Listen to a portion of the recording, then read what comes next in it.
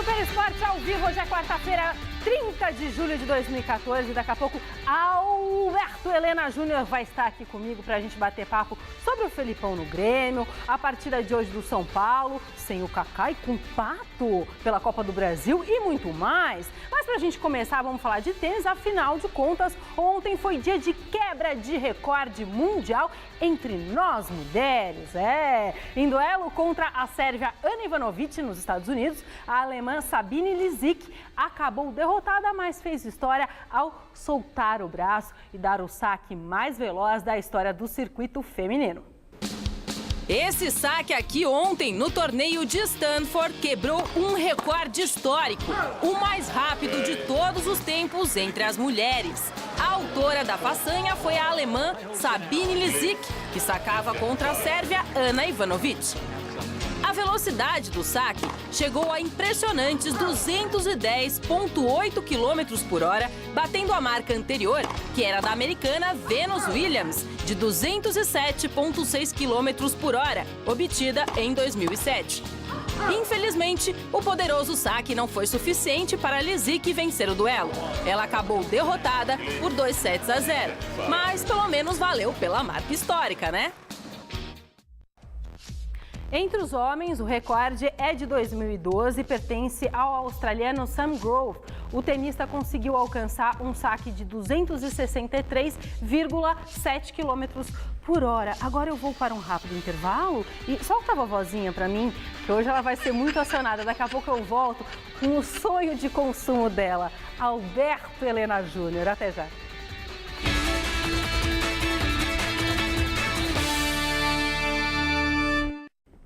Sim, o Super Esporte está de volta para a gente falar da Copa Libertadores da América, que ontem conheceu o seu primeiro finalista da edição 2014.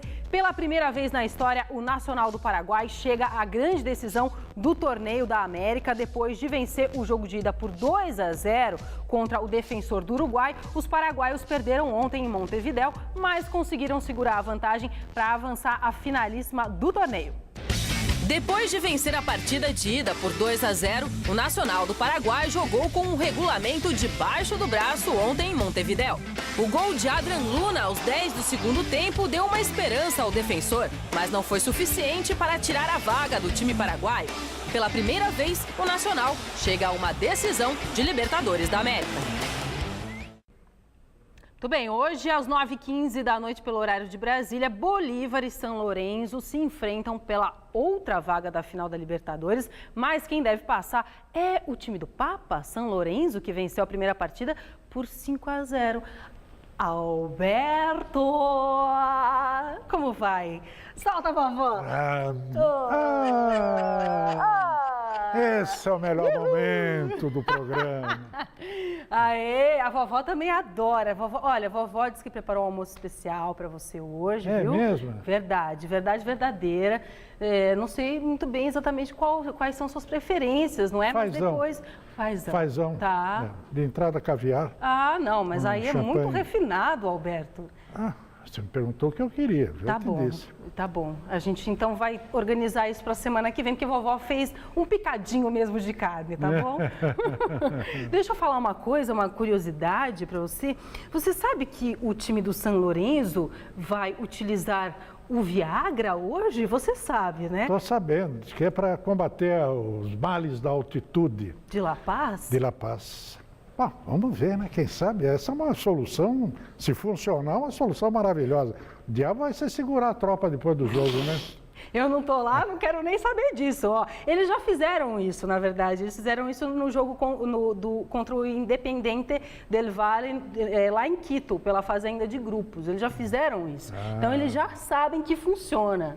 Eu achei muito engraçado. Mas, escuta, isso não poderia ser considerado doping? Doping? Olha, depende. Se tiver alguma substância no Viagra que realmente esteja catalogado como substância... um estimulante, Não, mas não é isso. O que interessa é ver o que é que tem na composição química do Viagra. Para saber se ali contém alguma substância que seja proibida pela lei do antidoping. A vovó vai pesquisar Viu? Solta ela vai pesquisar. Essa ela vai querer pesquisar. Ela vai querer saber, que tá ali no target dela, que eu tô sabendo. Gente, 3 semanas depois de ser demitido da seleção brasileira, o Felipão continua sendo assunto, né? Porque, afinal de contas, ele é o mais novo técnico do Grêmio. Hoje de manhã, ele embarcou rumo a Porto Alegre para sua apresentação na Arena do Grêmio e o repórter Adriano Dolfi acompanhou. Vamos ver. O técnico Luiz Felipe Scolari foi recepcionado por alguns torcedores no aeroporto de Congonhas, que estavam animados com o retorno do treinador ao Grêmio. Eu acho que o Grêmio é um time que o Felipão podia retornar mesmo, é a casa dele. Se ele mesmo, como gremista, diz, não, eu acho que lá eu vou me sentir bem. Ele tem o apoio da torcida, ele tem o apoio da direção, tem o apoio do presidente Koff. Na chegada de Scolari ao saguão, muita correria, fotos e autógrafos. Mas o assessor de imprensa não permitiu nenhuma declaração à imprensa. Não vai gravar entrevista. E assim, Felipão já começa o trabalho sentindo o carinho da torcida. Nesta relação de amor entre técnico e time, o momento não poderia ser melhor para um ajudar o outro, num momento complicado. Agora é o momento dele ir para o Grêmio, que o Grêmio está muitos anos sem ganhar título, e ganhar essa Copa do Brasil, chegar bem no Brasileiro, ganhar, quem sabe, ano que vem ganhar a Libertadores, com certeza vai ser esquecido nesse momento dele. Ele já chega para enfrentar o maior rival. Ele já vai chegar sob pressão, mas a gente vai estar apoiando ele independente do resultado, ganhando ou perdendo, a gente vai estar lá apoiando ele. E a gente está confiante. Aqui de São Paulo a gente está longe, mas a gente está perto com ele. O pessoal está apoiando a galera. E estamos junto com o Felipão no Grenal, ganhando ou perdendo.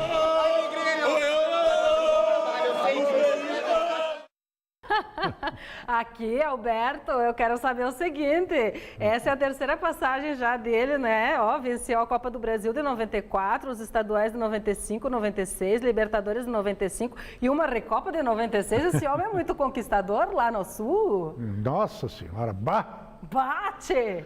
Mas ele realmente ganhou tudo lá no Grêmio, é adorado, é idolatrado pela torcida do Grêmio, pelo presidente do Grêmio. Que está de cabelo novo, você viu, né? Ele está de cabelinho todo pintadinho e tal. E o Felipão tem a oportunidade agora de se recuperar um tiquinho assim, né? Tiquinho assim, não mais do que isso. Do fracasso monumental, histórico pela seleção brasileira. Mas, Alberto, diga. Deixa eu lhe perguntar uma coisa, querido. Pergunte. Eu gostaria de saber, você acha que seria o caso realmente de já emendar assim, tão rapidamente um outro? É que nem um relacionamento amoroso. Vamos falar sobre isso? Vamos. Vamos falar sobre isso. É como um relacionamento amoroso, Nossa Alberto. Senhora. Entenda. Entendo, estou procurando entender. Nós terminamos um relacionamento. Não. Terminou. Aí, de repente, já engata outro assim? Claro. É? Claro, que é para esquecer. Rapidamente. O caso... Mas e se for ruim também esse novo relacionamento? Separa de novo. Separa de novo. Tá. Faz tudo de novo.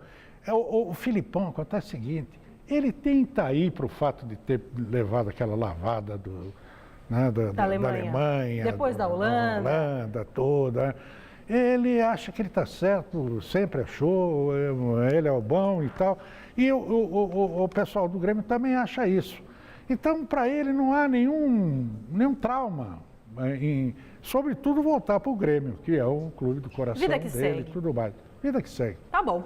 Bom, hoje o Brasil vai participar pela primeira vez da Copa Euro-Americana, torneio amistoso que reúne equipes da Europa e das Américas do Sul e do Norte, que se enfrentam em partidas únicas e que dá o título ao continente que vencer mais jogos. Em 2014, a competição está chegando agora à sua 2ª edição e o Palmeiras vai representar o nosso futebol brasileiro contra a Fiorentina da Itália. Ontem, os representantes das duas equipes conversaram com os jornalistas. Veja aí na reportagem do Osmar Garrafa. De folga no Campeonato Brasileiro nesse meio de semana, o Palmeiras vai entrar em campo pela Copa Euro-Americana enfrentando a Fiorentina da Itália no estádio do Pacaembu.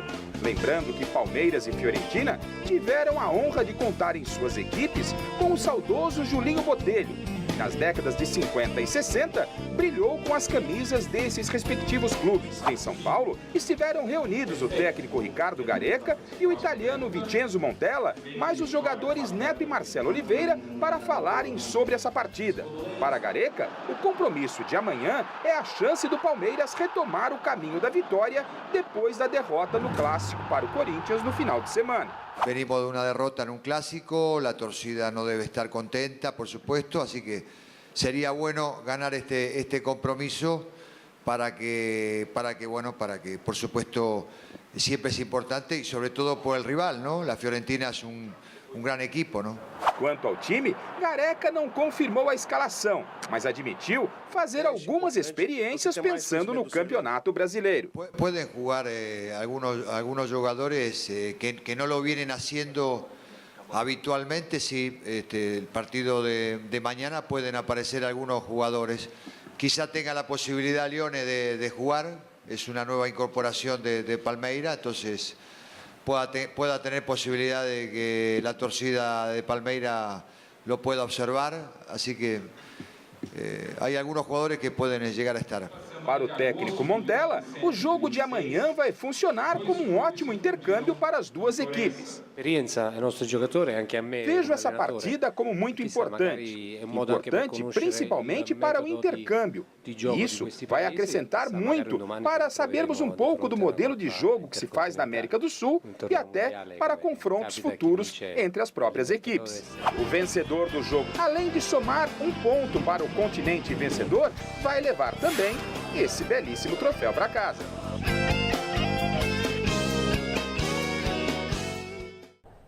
Muito bem.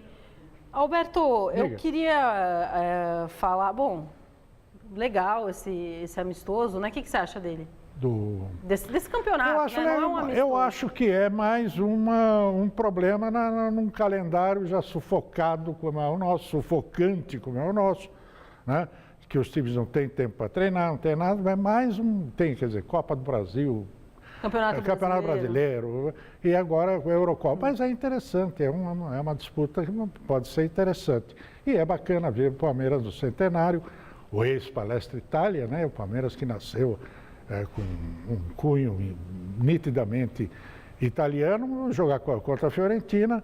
A Fiorentina, onde o Julinho Botelho foi um ídolo inacreditável, gente. Vocês não imaginam o que era o Julinho, porque realmente foi o maior ponta-direita do Brasil, né? E aliás, essa taça é em homenagem a ele, não é? O Julinho Botelho... Você vê o Cristiano Ronaldo jogar, né? É a mesma coisa, só que melhor. Poxa... Não é da minha época, mas eu imagino que eu acredito em você. Você não estava nem sendo armada, projetada, pensada, imaginada. Bom, eu vou seguir aqui. Depois eu queria falar com você sobre um assunto, mas vamos ver se dá tempo. Ó, gente, ontem, em reunião no Palácio do Governo aqui em São Paulo, no bairro do Morumbi, ficou decidido que toda quarta-feira em que houver jogos de futebol às 10 horas da noite, as estações do metrô próximas ao estádio vão ficar abertas até a 00:30. O encontro contou com a presença de representantes do governo paulista, do metrô e do Corinthians, que na semana passada viu muitos dos seus torcedores deixarem o estádio antes do final do jogo com o Bahia pela Copa do Brasil. A boa notícia é que essa medida se estende aos jogos de todos os times e quem nos conta melhor essa história aí é o Alexandre Silvestre.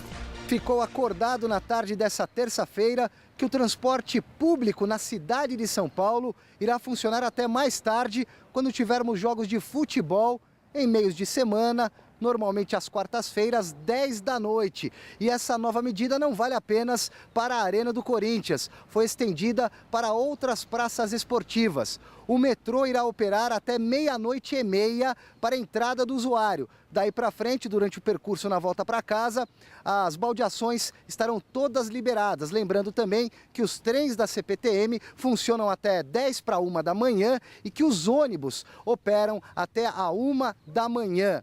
No caso do estádio do Corinthians em Itaquera, as estações disponíveis a partir desse novo horário serão Corinthians Itaquera e Arthur Alvim. No caso do Pacaembu, a estação Clínicas. Futuramente, para o Allianz Parque, Palestra Itália, a estação Palmeiras Barra Funda.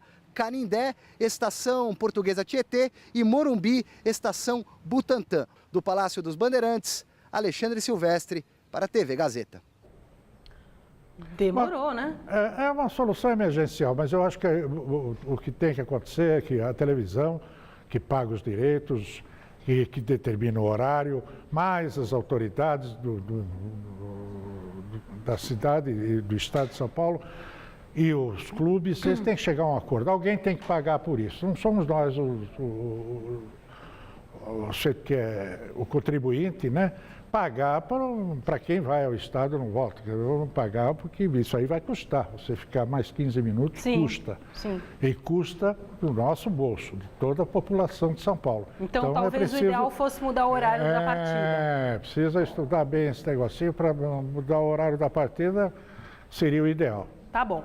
Ó, gente, na manhã de ontem, a família do argentino Carlitos Tevez viveu horas de tensão, é verdade. O pai adotivo de Tevez passa bem depois do sequestro dele na Argentina. O tio do atacante, que é como um pai, né, para o jogador, foi sequestrado em Morón, na zona metropolitana de Buenos Aires, e liberado pelos criminosos 8 horas depois do pagamento de resgate. A princípio, os investigadores acreditam que o sequestro não foi planejado, já que o valor pedido na segunda ligação à família de Tevez teria sido muito maior do que o primeiro. Acredita-se na versão de que o pensamento dos criminosos era realizar um sequestro relâmpago, mas que ao perceberem que se tratava de um familiar do jogador da Juventus, os sequestradores entraram em contato. Então, o Carlitos Tevez afirmou que o seu pai de criação está bem, né, depois desse susto. Por meio do Twitter dele, agradeceu todo o apoio aí dos fãs. Que droga, hein? Fazer o quê, né? Acontece no mundo todo, né, América Latina, principalmente a América Latina, né? O México, então, é um absurdo. Tem número de sequestros, né, por dinheiro e tal. Ô, Alberto, só para citar aí, gente, hoje provavelmente o Alberto Sabella, que é o treinador da Argentina, né, técnico da seleção da Argentina, deve anunciar a saída dele, né? Entregar o cargo. Já caiu fora, né? Já. E tem aí alguns possíveis nomes, né? Tem o Tato Martínez, né? Que é Isso, e o Pekerman. O Pekerman eu acho extraordinário treinador. Eu acho muito melhor que eles todos. Não sei por que ele não está permanentemente no cargo de técnico da seleção argentina. Eu gosto muito desse treinador. Vamos ver quem vai chegar. Hoje tem Copa do Brasil, Bragantino e São Paulo se enfrentam pela terceira fase da competição. O tricolor, que vem de 2 derrotas no Campeonato Brasileiro, visita o Bragantino no estádio Santa Cruz com novidades na equipe. Novidades que até ontem, né, eram um pequeno problema, mas hoje viraram solução. Quem conta melhor pra gente é a Carolzinha Zilberman. Foram 2 derrotas seguidas no Campeonato Brasileiro. Depois de uma atuação de gala contra o Bahia, o São Paulo travou diante das últimas retrancas. Sofrer diante de adversários que jogam fechados não é nenhuma novidade para o time do São Paulo. Contra o Goiás e a Chapecoense, a equipe de Muricy Ramalho passou pelo mesmo drama da eliminação no Campeonato Paulista deste ano, diante do Penapolense no Morumbi. O que fazer para que o roteiro não se repita diante do Bragantino na Copa do Brasil? A análise que faço individual do time, eu não estou a falar de que fazem tudo.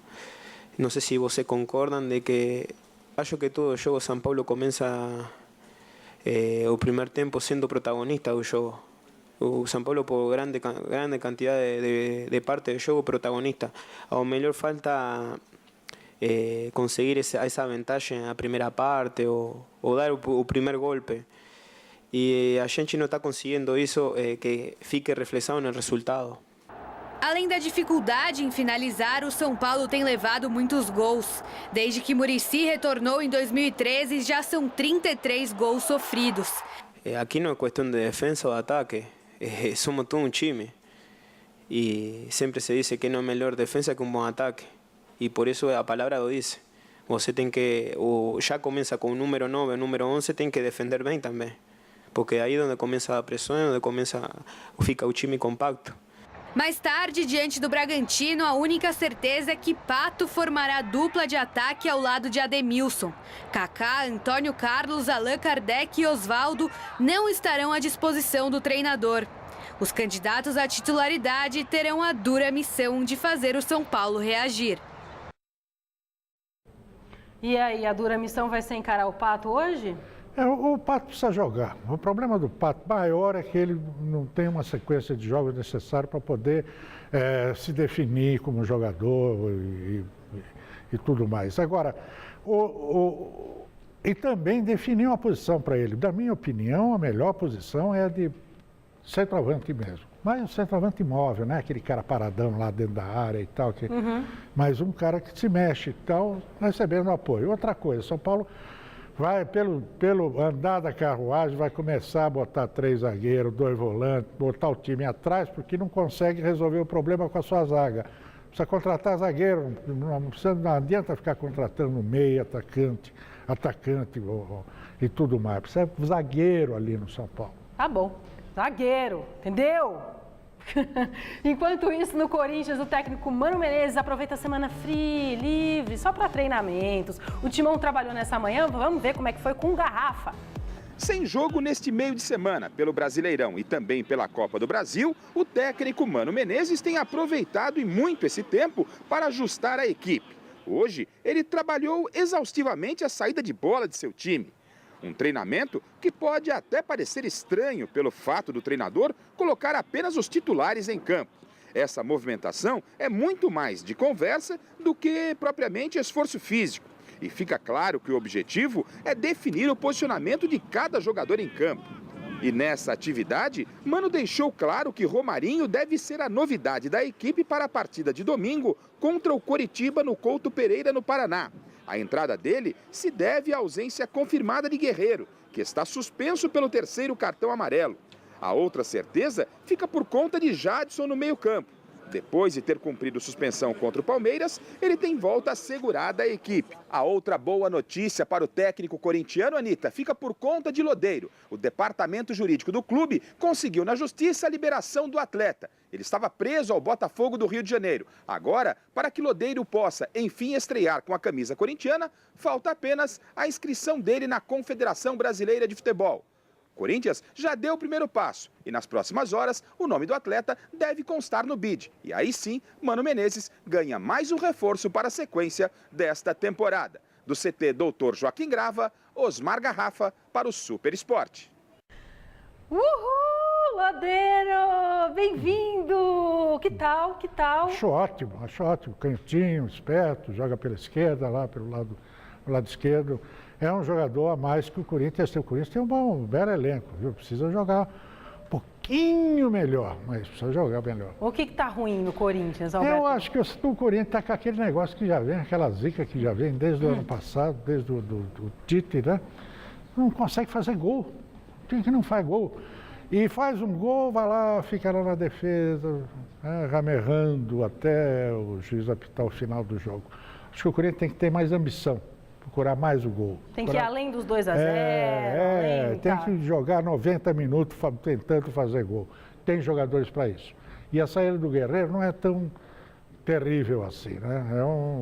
Dá para fazer um ataque bem móvel com o Romarinho e tal, esse menino Romero, e dá para fazer uma brincadeira muito gostosa aí. Então vamos, falando em brincadeira gostosa, vamos almoçar com a vovó que fez o picadinho para Alberto, lembra? E tem brincadeira lá também? Eu não sei se ela separou umas cartas pra gente jogar à tarde. Vem cá, a gente tem que ir embora pra lá, vem. Vambora. Vamos almoçar. Picadinho.